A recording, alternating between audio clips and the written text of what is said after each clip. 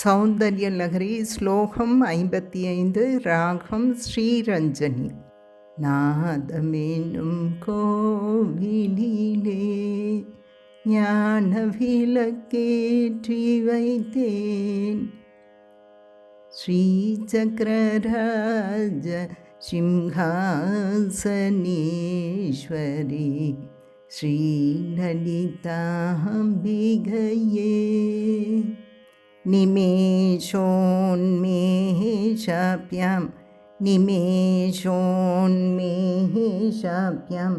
प्रलयमुदयं याति जगति प्रलयमुदयं याति जगति तवेत्याहुः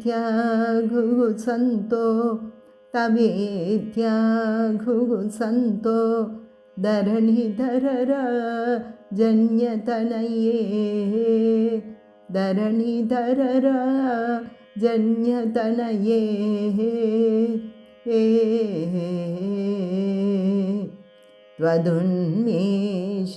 त्वदुन्मेषाजातं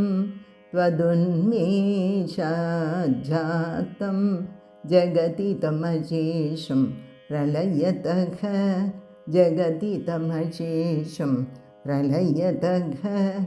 परित्रातुं शङ्के परिहृतनिमेषा तव दृशः परिहृतनिमेषा तव दृशः निमेषोन्मेषाभ्यां प्रलयमुदयं याति जगति निमेषोन्मेषाभ्यां प्रलयमुदयं याति जगति तवेत्याहुः संतो धरणिधररा जन्यतनये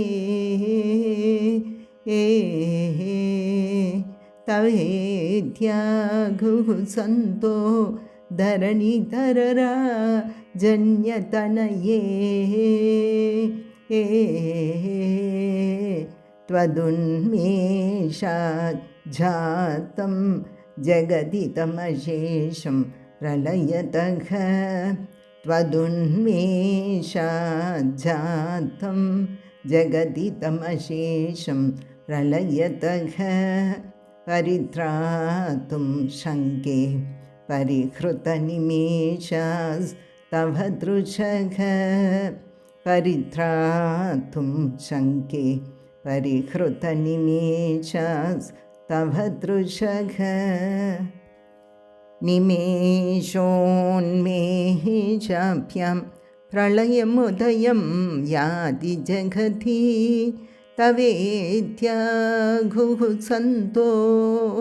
धरणिधररा जन्यतनये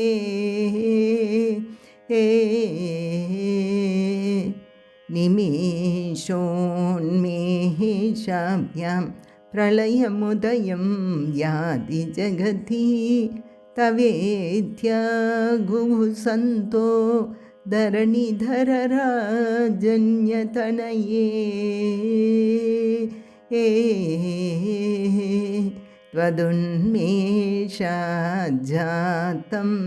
जगति तमशेषं प्रलयतः परित्रातुं शङ्के परिहृतनिमेषास्तव दृशः त्वदुन्मेषाजातं जगति तमशेषं प्रलयतः परित्रातुं शङ्के परिहृतनिमेषास्तव दृशः निमेषोन्मेषाभ्यां प्रलयमुदयं याति जगति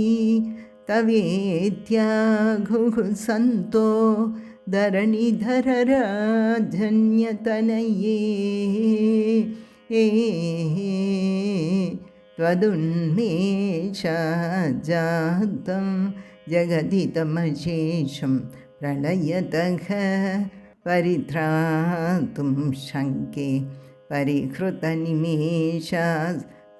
दृशः निमेषोन्मेषाभ्यां प्रलयमुदयं याति जगति तवेत्याहुः सन्तो धरणिधरराजन्यतनये तवेत्याहुः सन्तो धरणिधरराजन्यतनये त्वदुन्मेषाजातं जगति तमशेषं प्रलयतः परित्रातुं शङ्के परिकृतनिमेषास्तव दृशः. இஸ்லோகத்தின் பொருள்: மலையரசனின் மகளே, உன் கண்ணின் இமைகளை மூடுவதாலும் திறப்பதாலும் உலகம் அழிவதும் மீண்டும் தோன்றுவதும் நிகழ்வதாக சான்றோர்கள் கூறுகின்றார்கள்.